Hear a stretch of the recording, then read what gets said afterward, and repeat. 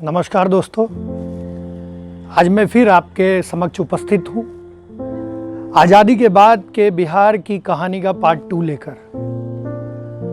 हम इस चर्चा को आगे बढ़ाते हुए आज आपको बताएंगे ऐसी शख्सियत के बारे में जिन्हें लोग बिहार विभूति के नाम से जानते हैं। जब वे जीवन के अंतिम पड़ाव में बीमार पड़े तो उनकी सेवा, शुश्रूषा एवं देखभाल के लिए खुद लोकनायक जयप्रकाश नारायण और देश के पूर्व प्रधानमंत्री श्री लाल बहादुर शास्त्री जी ने उनके आवास को ही अपना ठिकाना बना लिया। जब उन्होंने अंतिम सांस ली, उस वक्त उनके सिरहाने पर बैठे व्यक्ति उस समय के देश के प्रथम राष्ट्रपति राजेंद्र बाबू थे।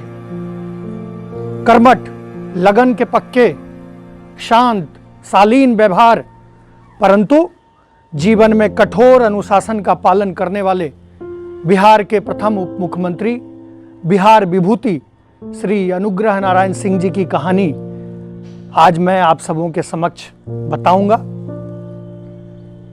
जो राजनीति के एक आदर्श थे, एक मिसाल थे। आज की इस कहानी को हम आगे बढ़ाते हैं। औरंगाबाद, जिसे बिहार का चित्तौड़गढ़ भी कहा जाता है और जिन्हें प्यार से लोग बाबू साहब कहकर पुकारते थे, बिहार विभूति श्री अनुग्रह नारायण सिंह जी, जो बिहार के पहले डिप्टी सीएम थे, जिनका पद तो डिप्टी सीएम का था, लेकिन लोग उन्हें सुपर सीएम माना करते थे। राज्य सरकार के मुखिया अगर उनके प्रिय मित्र श्री बाबू थे तो सरकार के हृदय और प्राण अनुग्रह बाबू थे। अनुग्रह बाबू अगर चाहते तो प्रथम चुनाव के बाद ही बिहार के प्रथम प्रधानमंत्री, उस समय मुख्यमंत्री को जब पहली बार हुआ था तो प्रधानमंत्री भी कहा जाता था, वो चाहते तो बिहार के प्रथम प्रधानमंत्री यानी मुख्यमंत्री आसानी से बन सकते थे, परंतु उन्होंने स्वयं श्री बाबू के नाम को प्रस्तावित कर अनोखी मिसाल पेश की। मित्रों, उस वक्त के एक प्रमुख समाचार पत्र द इंडियन नेशन के अगले दिन की हेडलाइंस थी, वो जो अखबार की हेडलाइंस थी उसमें यह छपी थी कि अनुग्रह बाबू की उदारता से प्रथम लोकतांत्रिक मंत्रिमंडल के गठन का रास्ता आसान हुआ। एक ऐसी शख्सियत जो दिन में 16 से 17 घंटे लगातार काम करते थे।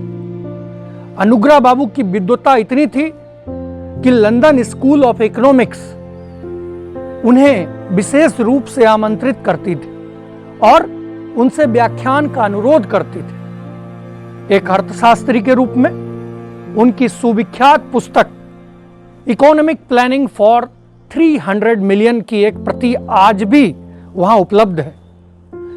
लोगों से जुड़ने की शैली ऐसी थी कि 1947 में अंतर्राष्ट्रीय श्रमिक संघ के बैठक में स्वतंत्र भारत का प्रतिनिधित्व करते हुए कनाडा में जब अनुग्रह बाबू ने 150 देशों के प्रतिनिधियों को संबोधित किया तो पूरा अंतर्राष्ट्रीय सदन मंत्रमुग्ध होकर उन्हें सुनता रह गया। करुणा और उदारता ऐसी कि उनके कार्यकाल में दिन भर सत्तू बेचने वाले, फेरी वाले, दिहाड़ी मजदूरी करने वाले की भीड़ लगी रहती थी। यह भीड़ इसलिए लगती थी क्योंकि उस गरीब को विश्वास था कि सामने कुर्सी पर बैठा व्यक्ति उनकी सुनेगा, उनके समस्याओं का समाधान करेगा और गंभीरता से उनकी समस्याओं का निराकरण करेगा। अनुग्रह बाबू का जन्म औरंगाबाद जिला, जो उस समय गया जिला के अंतर्गत ही आता था, के पोयवा गांव में 18 जून 1887 को हुआ था। गया जिला स्कूल से पढ़ाई करने के बाद उन्होंने पटना कॉलेज में दाखिला लिया। यहीं पर वे डॉक्टर राजेंद्र प्रसाद के संपर्क में आए। राजेंद्र बाबू अनुग्रह बाबू के बारे में लिखते हैं, मेरा परिचय अनुग्रह बाबू से बिहारी छात्र सम्मेलन में पहले पहल हुआ। मैं उनकी संगठन शक्ति और हाथ में आए हुए काम में उत्साह देखकर मुग्ध हो गया और वह भावना समय बीतने से कम ना होकर अधिक गहरी होती गई। यानी जिस काम को अनुग्रह बाबू अपने हाथों में लेते थे उसे पूरी तन्मयता के साथ निभाते थे और इसी बात के कायल थे राजेंद्र बाबू। 1915 ईस्वी में वे भागलपुर के टीएनबी कॉलेज, जो उस समय टीएनजे कॉलेज के नाम से, तेज नारायण जुबली कॉलेज के नाम से जाना जाता था, वहां हिस्ट्री के प्रोफेसर के तौर पर उन्होंने काम करना शुरू किया। इस दौरान भागलपुर में आई बाढ़ में उन्होंने राहत एवं बचाव का जिम्मा संभाला। आप लोग कभी जब टीएनबी कॉलेज जाइए तो वहां जाकर पता कीजिए कि क्या उनकी कुछ स्मृतियां बची है। वहां के शिक्षक और छात्र अनुग्रह के बाबू के बारे में कितना जानते हैं। 1916 में उन्होंने राजेंद्र बाबू द्वारा स्थापित बिहार विद्यापीठ में अध्यापन का कार्य शुरू किया, जिसमें उनके पहले स्टूडेंट बने संपूर्ण क्रांति के प्रणेता लोकनायक जयप्रकाश नारायण। जेपी अनुग्रह समिति न्यास के अध्यक्ष के रूप में कहते हैं कि आधुनिक काल में बिहार में अनुग्रह बाबू वैसे बिरले ही महापुरुष हुए जिनके प्रति राज्य सदैव कृतज्ञ रहेगा और जिनका नाम और योगदान इतिहास में शाश्वत रूप से बरकरार रहेगा। यह राज्य भाग्यशाली रहा है जिसे अनुग्रह बाबू जैसा रत्न मिला। गांधी जी ने जब नमक सत्याग्रह का आंदोलन प्रारंभ किया, उस दौरान 26 जनवरी 1933 को पटना में घोषणा पत्र पढ़ते वक्त उन्हें गिरफ्तार कर लिया गया। उन्हें 15 माह की सजा हुई और उन्हें हजारीबाग जेल भेज दिया गया। जिस समय वे जेल में थे, बिहार में इतिहास में विख्यात प्रलयंकारी भूकंप आया था। जेल की 4 दीवारी के अंदर बंद रहने के कारण वे कोई राहत कार्य नहीं कर सकते थे, लेकिन सरकार ने 3 हफ्तों के बाद उन्हें छोड़ दिया। जेल से छूटने के बाद अनुग्रह बाबू पटना म्युनिसिपैलिटी के वाइस चेयरमैन बने और तत्कालीन म्युनिसिपैलिटी के चेयरमैन राजेंद्र बाबू के नेतृत्व में राहत एवं बचाव कार्य में लग गए। उस दौरान शायद ही राज्य का कोई ऐसा प्रभावित कस्बा रहा हो जहां वे स्वयं नहीं गए। अनुग्रह बाबू ने श्रम मंत्री रहते हुए केंद्रीय श्रम परामर्श समिति के माध्यम से श्रम प्रशासन तथा श्रमिक समस्याओं के समाधान के लिए जो नियम एवं प्रावधान बनाए, वे आज भी पूरे देश के लिए मापदंड के रूप में कार्य करते हैं। उन्होंने खाद, बीज, मिट्टी, मवेशी में सुधार लाने के लिए शोध कार्य करवाए और पहली बार जापानी ढंग से धान उपजाने की पद्धति का प्रचार कराया। पूसा का कृषि अनुसंधान फार्म उनकी ही देन है। श्री बाबू के मुख्यमंत्री रहते हुए स्थापित उद्योग, कारखाने, शिक्षण संस्थाओं, कला केंद्रों की स्थापना का श्रेय श्री बाबू के साथ यदि किसी एक शख्स को जाता है तो वो अनुग्रह बाबू ही थे। दोनों मित्र थे और दोनों की आत्मा एक दूसरे में बसती थी। वस्तुतः उस सरकार के प्रतीक अगर श्री बाबू थे तो अनुग्रह बाबू उस सरकार की आत्मा थे। आज के दौर में जब सरकारी आवासों को अफसर और मंत्री निजी संपत्ति के रूप में इस्तेमाल करते हैं, अगर उन्हें बंगला खाली करने के लिए कह दिया जाए तो नल की टोटियां तक खोलकर ले जाते हैं। जीतने के बाद बंगला लूटने के लिए बड़े बंगले चाहिए, इसके लिए पता नहीं लोग क्या क्या कर बैठते हैं। सुप्रीम कोर्ट के तमाम दिशा निर्देशों के बाद भी वीआईपी का तमगा उनसे छूटता नहीं। आए दिन हम और आप गाड़ियों पर देखते हैं लिखा हुआ जिला अधिकारी, भू अर्जन पदाधिकारी, मंत्री,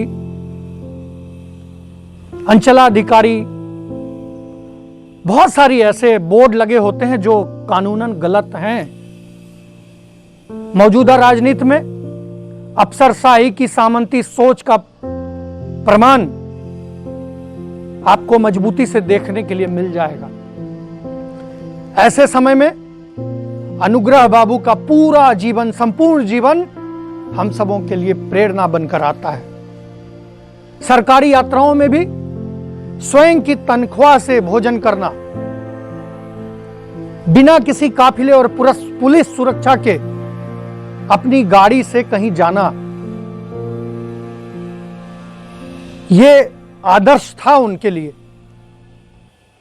एक मिसाल थे अनुग्रह बाबू आज की राजनीति के।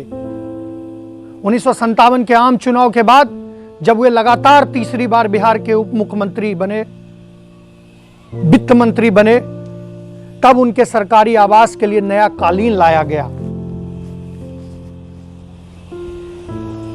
उसमें टेलीफोन लगाने वाले जब टेलीफोन विभाग के लोग आए तो उन्होंने कहा कि हमको इस कालीन में छेद करके तार ले जाना पड़ेगा, एक सूक्ष्म छिद्र करना पड़ेगा।